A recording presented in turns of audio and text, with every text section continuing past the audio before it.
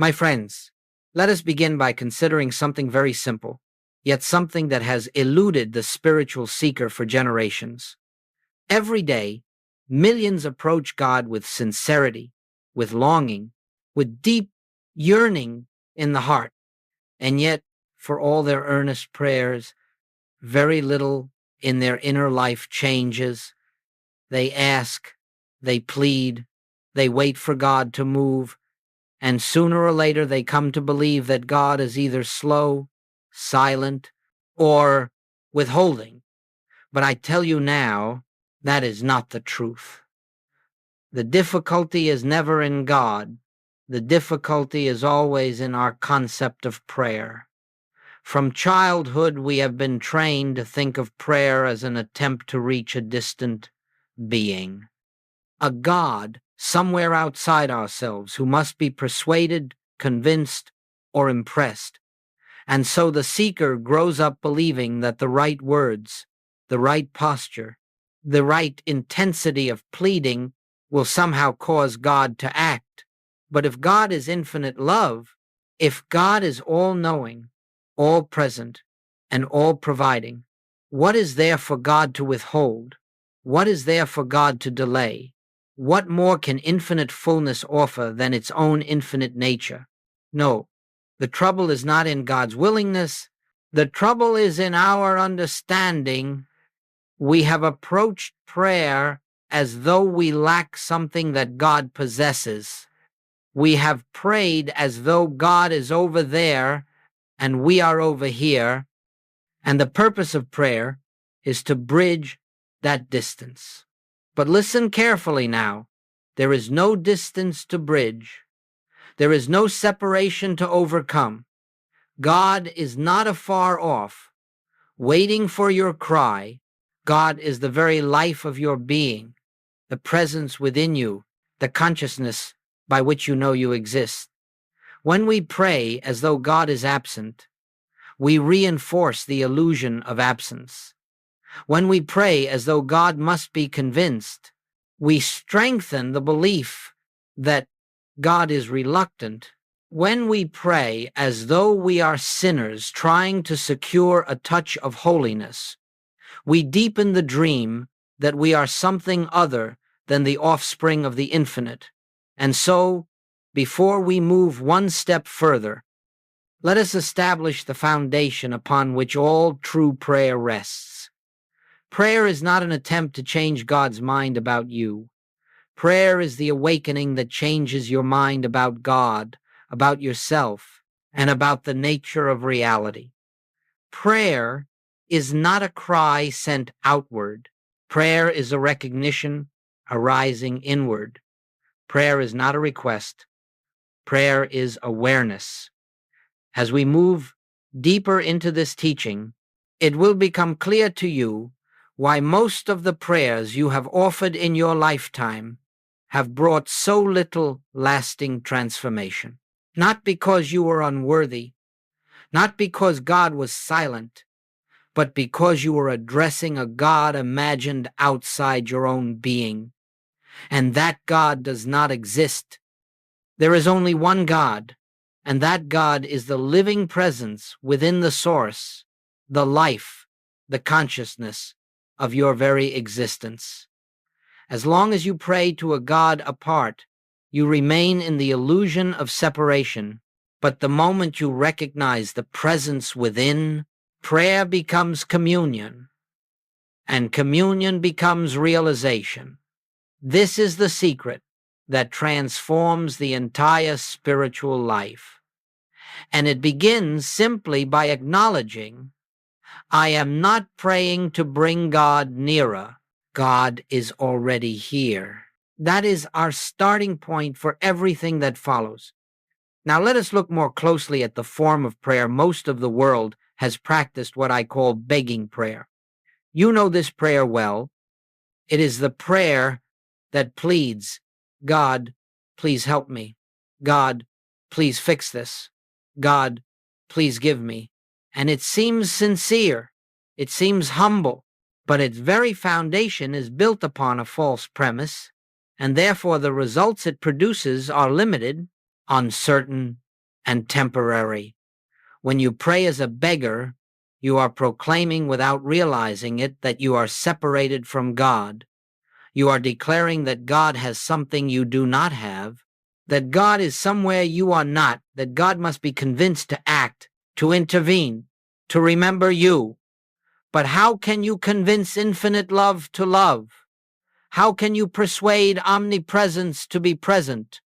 How can you bargain with the life that is already breathing you, sustaining you, expressing as you? My friends, begging God does not work, because there is no God who withholds anything. There is no God who sits in judgment deciding when and to whom blessings shall flow. The very nature of infinite good is perpetual, eternal giving, unceasing, unbroken, uninterrupted. The sun does not withhold its light and then release it when someone pleads long enough, and God, who is the very source of all light and life, withholds nothing.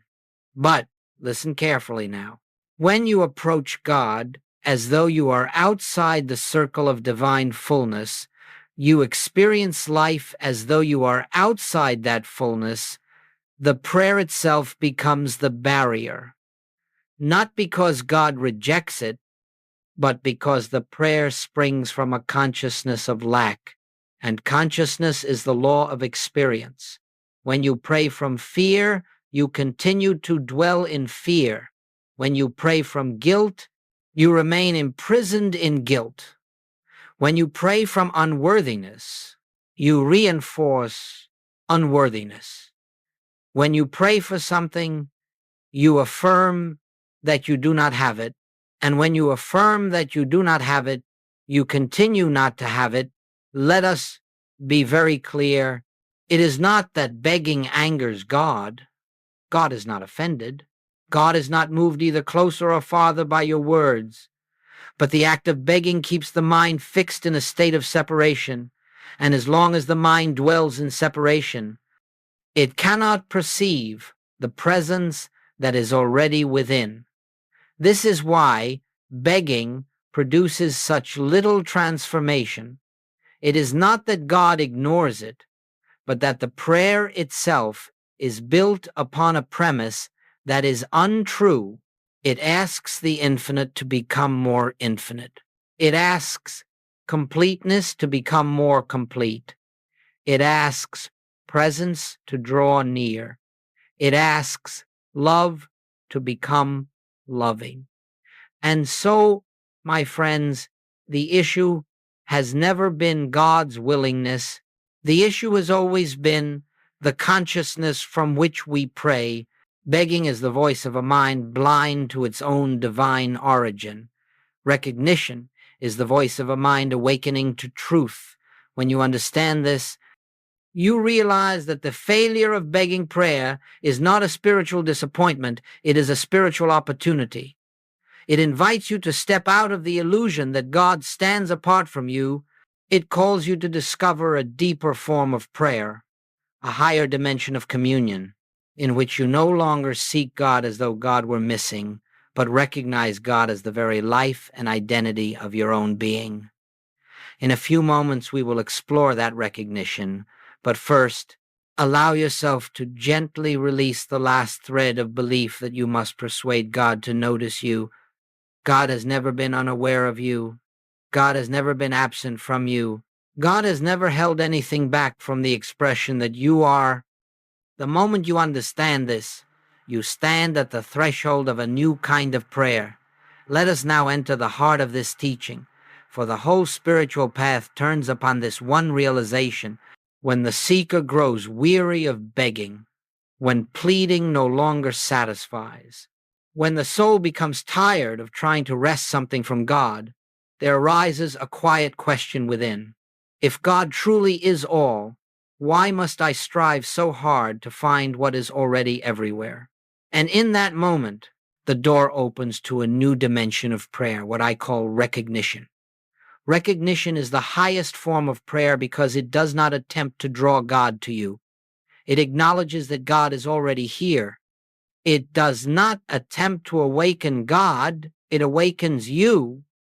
It does not attempt to move the infinite, it allows the infinite to reveal itself where it already is.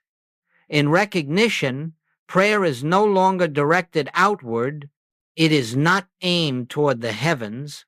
It is not projected toward a distant throne. Recognition is the inward turning that discovers the presence at the center of one's own being. It is the still, restful awareness that says, not as affirmation, not as hope, but as spiritual fact, God is here. God is the life I am. God is the consciousness by which I know this moment. I am not seeking God, I am recognizing God. Do you see the profound shift? Begging assumes absence. Recognition assumes presence. Begging springs from fear. Recognition springs from truth. Begging imagines separation. Recognition reveals oneness. This is why I have often said, prayer is not something you do. Prayer is something you awaken to. When you enter into recognition, you are not constructing a prayer. You are not forming thoughts and presenting them to God. You are not trying to bend the divine will in your favor. Rather, you are allowing the false sense of separation to dissolve so that the presence may shine through you unobstructed. Let me assure you, this is not positive thinking. It is not mental suggestion. It is not a technique designed to achieve results. Recognition is the simple and sacred acknowledgement of what eternally is. Truth does not need your persuasion. Truth requires only your awareness. When you turn inward, not to your emotions, not to your intellect, but to the silent core of your being, you discover a profound stillness. And in that stillness, something becomes evident that words cannot adequately express. You and God are not two. There is no you here and God there. There is only the one life appearing as your life, the one mind appearing as your awareness, the one presence manifesting as your very existence. Recognition is the unveiling of this reality. In this state of inner knowing, you do not ask for supply. You recognize that the infinite is the source of all supply, and therefore lack cannot define you. You do not ask for healing. You recognize that divine wholeness is the truth of your being, and therefore disease cannot alter your identity. You do not ask for God to guide you. You recognize that infinite intelligence is the mind by which you know truth, and therefore direction flows naturally. Recognition changes everything, not because God becomes more present, but because you have become more aware of the presence that never left. And the moment you touch this awareness, prayer ceases to be an effort. Prayer becomes communion, and communion becomes realization. My friends, once you taste recognition, you will never again be satisfied with pleading. You will never again feel compelled to convince God to act on your behalf. Instead, you will rest deeply, quietly, confidently in the truth that God is the silent reality of your own being, and that all good flows from that realization. This is the turning point. From this moment forward, prayer is no longer an attempt to reach God. Prayer becomes the discovery that God has been the substance of your own life all along. As we proceed now, let us turn our attention to the very center of spiritual realization, the true nature of God. For until we understand what God is, we cannot understand prayer. And until we understand prayer, we cannot understand ourselves. All spiritual confusion rests upon misconceptions of God, and so we must clear away these illusions with quiet, gentle clarity. For centuries, humanity has imagined God in its own image, a larger, more powerful version of a human being, a God who approves, who disapproves, a God who rewards and withholds, a God who comes and goes, a God who judges, reacts, responds in time. But, my friends, such a God does not exist. That is a God formed in the mind of man, and therefore bound by the limitations of the mind that conceived it.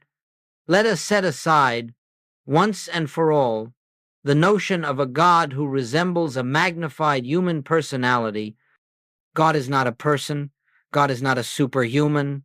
God is not an object in space, nor a force that moves at intervals.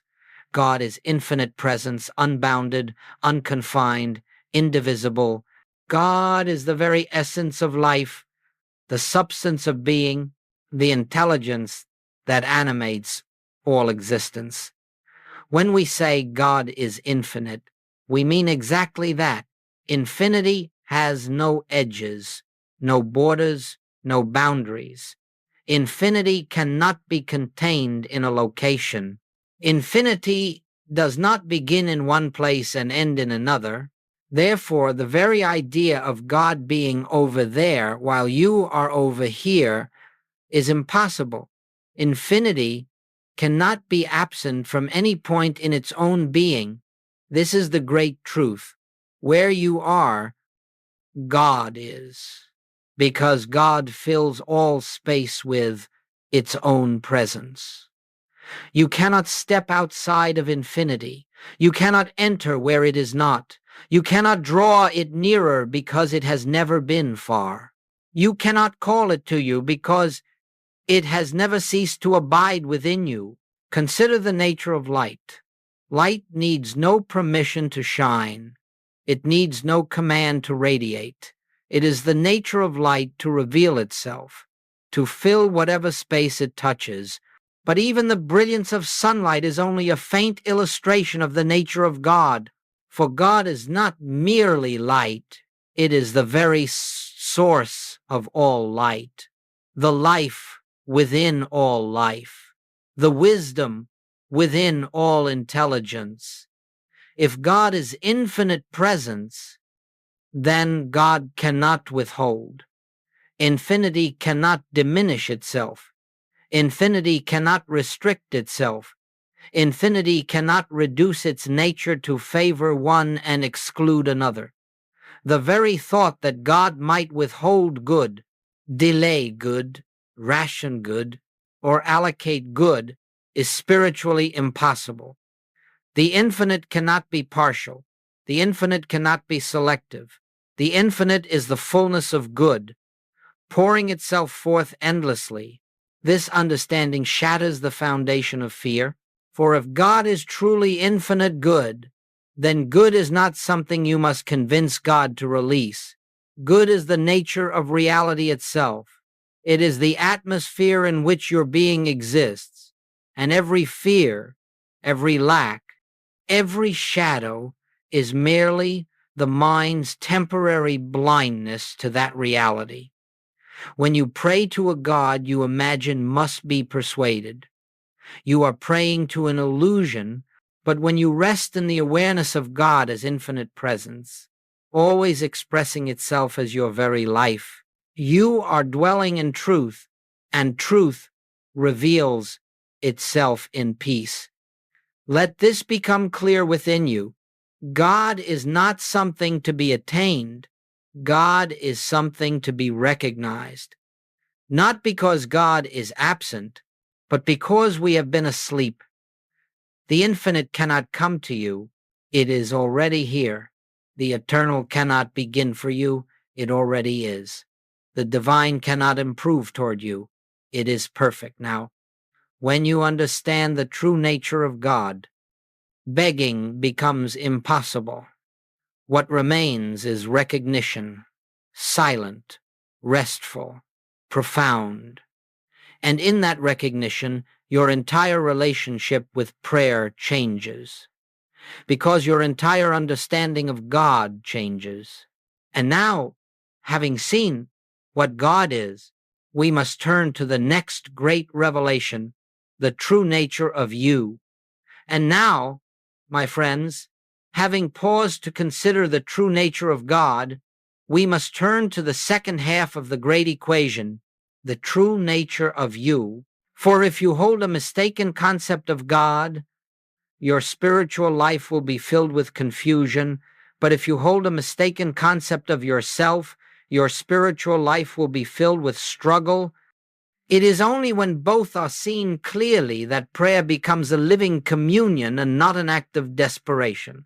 Let me say something that may startle you at first, yet will feel strangely familiar the moment it settles into your heart.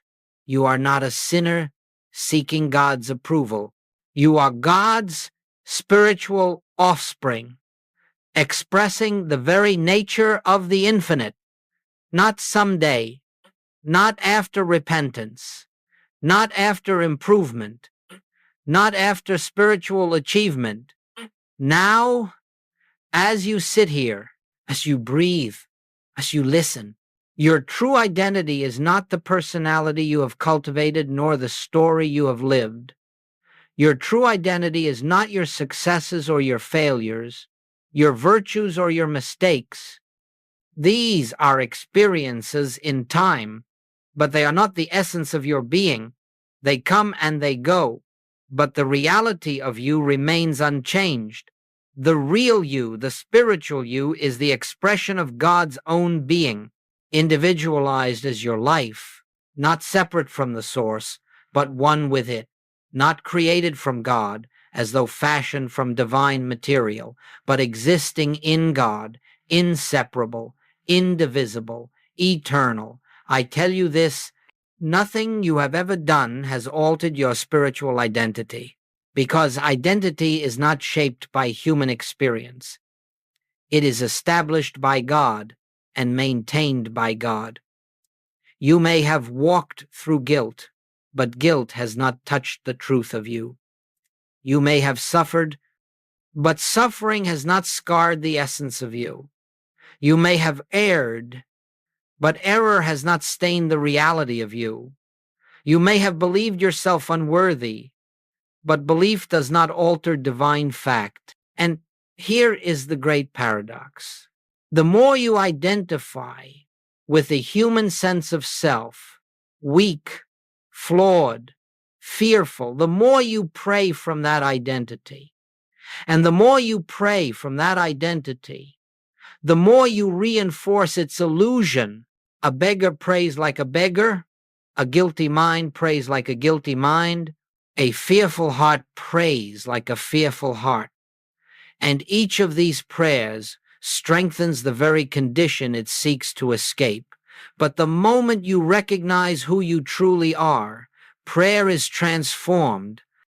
When you know yourself as God's child, not symbolically, not poetically, but factually, your entire approach to prayer changes. You no longer beg for good. You recognize good as the nature of your being. You no longer plead for God's presence. You realize that presence is the life functioning as you. You no longer attempt to earn love. You awaken to the truth that love is the fabric of your identity. This is why Jesus said, "The kingdom of God is within you." He did not mean it metaphorically. He meant that the fullness of God, the essence of God, the life of God, is already implanted within your consciousness. Not to be gained, but to be realized. Not to be achieved, but to be uncovered. The spiritual life is not the effort to become something other than what you are. The spiritual life is the awakening to the fact that you cannot be anything other than what God created you to be. Recognition prayer rests upon this truth. God is the infinite presence. You are the expression of that presence. Therefore, prayer is not a bridge between two separated beings. Prayer is the awareness of oneness. Think for a moment what this means. It means that prayer is not your attempt to rise to God. Prayer is the moment you remember that you never left. And with this remembrance, with this quiet inner recognition, something profound begins to shift within you. You cease praying from fear. You cease praying from guilt. You cease praying from lack. You pray from identity, from truth, from the awareness that the life which is God is the same life that breathes as you. To understand God is to understand yourself. To understand yourself is to understand prayer, and when these three are seen as one, prayer becomes effortless, natural, transformative. Now that we have seen who you truly are, we can move even deeper into the heart of this teaching, how recognition prayer works. Now that we have glimpsed both the nature of God and the nature of your being, let us turn to the practical heart of the matter. How does one actually pray through recognition? How is this lived? How is this entered? For it is one thing to understand truth intellectually, it is another to allow that truth to become the atmosphere of your daily consciousness. Recognition prayer is unlike every form of prayer you have known. It is not spoken, it is not composed, it is not crafted, it is not an arrangement of words designed to evoke divine response. Recognition prayer is the silent unveiling of what is. It is the sacred practice of turning from the illusion of separation to the awareness of oneness. And though it is simple, it requires sincerity. It requires willingness. It requires the humility to stop reaching outward and begin resting inward. Let me describe the process as clearly as possible, not as a technique, but as a way of being. First, become still. Do not approach this with strain or effort. You are not trying to enter a spiritual state. You are allowing the mind to quiet its frantic motion so that what is already present may reveal itself. Sit or stand, it matters not. What matters is the willingness to be still. Second, release the desire to get something from God. This is the great turning point. As long as you enter prayer seeking a result, healing, supply, guidance, you are approaching God as a means to an end. But God is not a means. God is the end. God is the fullness. God is the very substance of your being. When you drop all desire to get, prayer becomes pure. Third, recognize that God is here, not as a thought, not as an emotion, not as a sensation, but as a living presence, the presence that fills the room, the presence that fills your awareness, the presence that cannot be absent because it is infinite. Simply acknowledge this, not as a mantra, but as truth. Fourth, recognize that this presence is your very identity. This is the highest recognition. God is not merely near you. God is the life that you are living. God is the consciousness by which you think, the breath by which you breathe, the awareness by which you know this moment. You are not trying to connect with God. You are realizing that connection is the eternal fact of your being. Fifth, rest in silent awareness. No words, no requests, no mental activity designed to achieve anything. You are not thinking about God. You are not imagining God. You are simply being, and in that beingness, the presence reveals itself. This is communion. This is prayer. This is the moment when illusion fades and truth dawns. In this inner silence, things happen that no mind can plan. Fears dissolve without effort. Clarity appears without reasoning. Peace flows without pursuit. Why? Because in the silence, you have ceased interfering with the action of the infinite. You have stopped attempting to live life by your own strength and have allowed God to live its life as you. Recognition prayer is not a doing. It is an allowing. It is not an attempt to create truth. It is the invitation for truth to reveal itself. It is not a method for producing spiritual results. It is the awareness that spiritual reality is already complete. You do not pray to change conditions, you pray to see through them. You do not pray to bring God into the situation. You pray to recognize that God is the only presence within the situation. You do not pray to invite God to act. You pray to become aware of the divine activity already at work. And as this recognition deepens, something profound begins to happen. Conditions that once seemed immovable begin to shift, not because God finally heard you, but because your consciousness opened to the truth that had been present all along. This is the secret of recognition prayer. It is the prayer of realization, not request. It is the prayer of identity, not effort. It is the prayer of communion, not communication. And now that you understand the process itself, it is time to witness how this inner shift transforms real lives. For truth, once recognized, demonstrates itself. Now let us turn to something very important: how recognition manifests in actual human lives.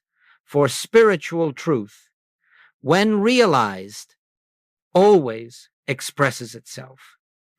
It cannot remain hidden. It cannot remain theoretical. When the consciousness shifts, the outer life reflects that shift as naturally as light dispels darkness. But the change does not begin with conditions. It begins in the invisible sanctuary of the heart. Let me share with you some illustrations, not as miracles, not as supernatural events, but as demonstrations of what happens when an individual ceases to pray as a beggar and begins to pray as one awakening to truth. There was a woman who lived many years in the heavy shadow of guilt. She had made decisions she deeply regretted, and for nearly 15 years she prayed the only way she knew, begging God for forgiveness, pleading for relief from the burden she carried. And although she prayed with sincerity, her heart remained troubled, her body weakened, and her life seemed locked in a cycle of sorrow. One day she encountered this teaching of recognition. She heard the words, "Can God's child ever cease to be God's child?" And something in her stopped. She had been praying as a sinner seeking mercy. She had never once prayed as the expression of God's own life. And as she sat with this, a realization quietly dawned. Her mistakes belonged to the human story, but her identity did not. Her spiritual identity had never been touched by her past. In that recognition, something dissolved within her. The guilt did not disappear instantly, but its power was broken. Her prayers changed. She no longer begged for forgiveness. She rested in the truth that divine love had never left her. Over the next months, her health improved, opportunities opened, and the heaviness that once consumed her gradually lifted. The outer shifts were not the cause, they were the evidence of an inner awakening. Then there was a man who had spent years in constant fear of failing God, fear of disappointing others, fear of never measuring up. His prayers were full of anxiety. Every morning he asked God to make him better, holier, worthier, and still he struggled. His health suffered, his relationships strained. He believed he lacked spiritual discipline, but the truth was simpler. He was praying from a false identity. When he learned that prayer was not an appeal to God, but an inner recognition of unity with God, he felt at first as though he were deceiving himself. How could he claim to be God's expression when he felt so inadequate? But the teaching was clear. You are not creating truth. You are acknowledging what already is. So each day he practiced a few minutes of quiet recognition. No words, no requests, no effort, just the gentle awareness. God is here. God is my life. I am living by the life of God. Within weeks, the fear began to loosen. His sleep returned.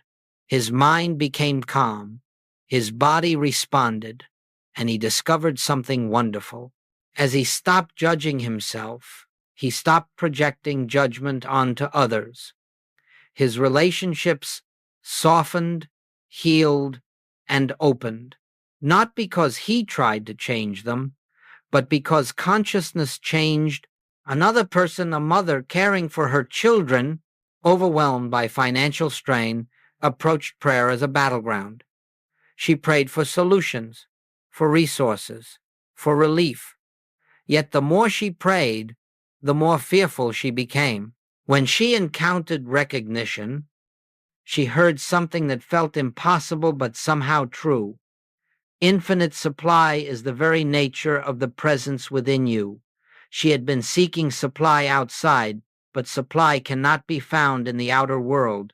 It can only appear outwardly after it is recognized inwardly, and so, instead of praying for money, she began to rest each morning in the awareness that the infinite is the source of all good, and that this infinite is the life expressing as her and for her. She did not deny the bills. She simply refused to let appearances define consciousness. Gradually, her fear quieted, her thinking cleared, and she began seeing possibilities she had never considered in time. Her situation shifted, new work, unexpected openings, stability. But the true miracle was her inner transformation. She no longer lived as one abandoned by God, but as one upheld by the presence. My friends, these stories all point to one truth. Consciousness creates experience. When consciousness is filled with fear, fear appears. When consciousness awakens to truth, truth unfolds. Recognition does not manipulate circumstances. It reveals the divine harmony already present beneath them. It does not bring God into the human situation. It awakens us to the God who is the only presence within the situation. And so I tell you, your life does not transform because God suddenly acts on your behalf. Your life transforms because you cease blocking the flow of divine good with the belief that you are separate from it. This is the power of recognition prayer. This is the quiet revolution that unfolds when we remember who we are and who God is. And now, let us bring this into daily living, into the simple moments where the presence can reveal itself most clearly. Up to this point, we have spoken of recognition as though it were something entered during moments of quiet. But now we must take the next step, for spiritual realization is not meant to be confined to meditation. It must flow into the very fabric of daily living. It must move with you into the marketplace, into your home, into your work, into every encounter and circumstance. For the presence is not limited to holy moments. The presence is the very substance of life itself. The question arises, how do I live from recognition when the demands of the day press upon me? How do I remain aware of truth when fear, conflict, or uncertainty arise? The answer is simple, though not always easy. You return again and again to the inner awareness that God is the only presence, the only power, the only life functioning in this moment. You do not wait for ideal conditions. You do not wait for silence or solitude. You do not wait until fear has passed or obstacles have vanished. You bring recognition into the midst of your circumstances, and in that bringing, the circumstances lose their power over you. Let us consider a practical example. Suppose you wake in the morning and a sense of anxiety is already present. The human mind immediately tries to resolve it, to analyze it, to fix it. But the spiritual consciousness does something entirely different. It pauses, it breathes, it remembers. God is here. God is the presence of my very being. Nothing can separate me from the infinite that lives me. You need not force calm. You need not suppress emotion. You simply return to truth, even for a few seconds. And what you will discover is that those few seconds have more healing power than an hour of anxious thinking. Or perhaps during the day you face a difficult conversation or a conflict that seems unmovable. The instinct is to react, to defend, to control, to resist. But in recognition, you pause before responding. Even a single breath of awareness is enough. You acknowledge silently, there is only one presence here, expressing itself as all. And from that awareness, you speak not as a frightened human attempting to navigate conflict, but as one centered in divine clarity. The words that arise from this center carry peace, not tension. They carry wisdom, not impulse. They carry love, not fear. You will find that many situations that once seemed complicated dissolve of their own accord when you no longer approach them from the human sense of separation. It is the presence that handles the details. It is the presence that guides the next step. It is the presence that harmonizes what you once struggled to manage alone. Consider also the moments when fear of lack arises, financial pressure, uncertainty about the future, doubt about your security. Instead of asking God to provide, you return inward and recognize God is the infinite source of all supply, and this source is the life expressing as me. You do not deny the appearance. You simply refuse to let the appearance define your consciousness. And as consciousness stabilizes in truth, the outward situation responds not magically, not by bypassing natural order, but through the natural unfolding of clarity, opportunity, and right action. This is what it means to live, recognition. You do not wait for trouble to pass. You do not wait for external reassurance. You do not wait for conditions to improve before remembering truth. You remember truth in the midst of whatever arises. Each time you turn inward, even for a moment, you shift the axis of your life from human effort to divine flow. And as this becomes habitual, something beautiful occurs. You begin to discover that recognition is not something you occasionally practice. It becomes the very atmosphere of your being. It becomes a background awareness that supports every activity, every decision, every interaction. You walk through the day not as one struggling to reach God, but as one resting in the presence that is living you. You respond to life from peace rather than from panic, from wisdom rather than from worry, from truth rather than from fear. And in this way, daily life itself becomes the field of spiritual realization. The world does not change first. You change first.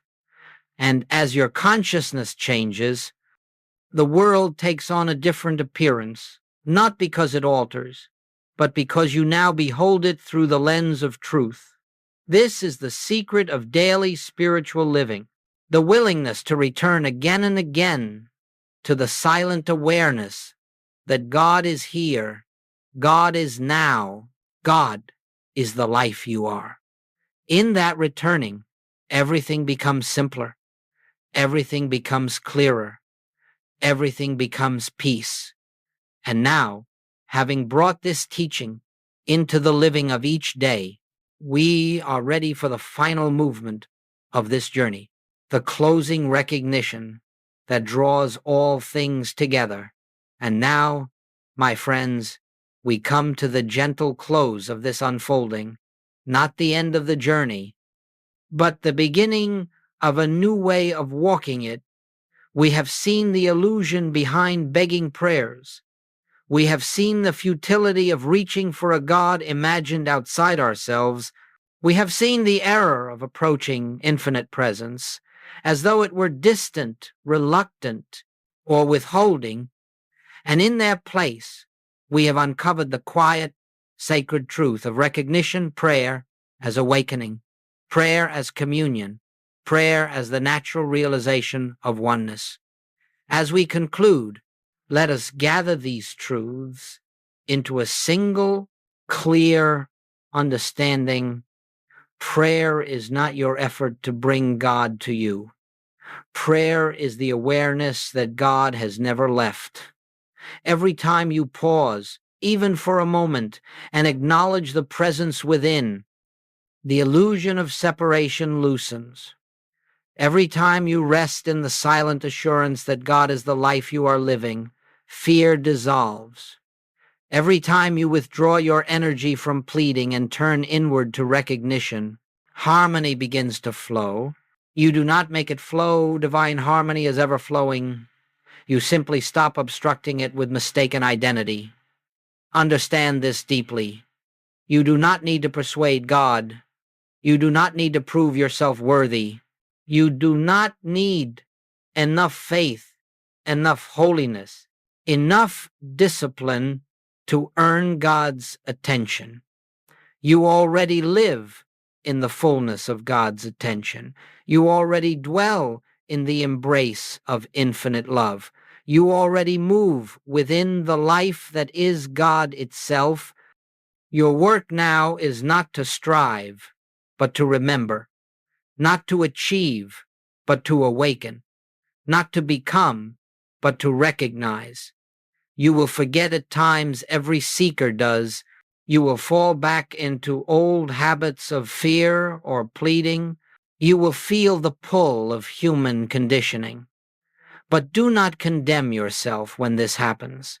That, too, is only the echo of the old self. When you notice it, gently return to truth. Softly, without judgment, turn again to recognition. And if you must return 100 times a day, then return 100 times a day. Each return weakens the illusion. Each return strengthens the awareness of truth.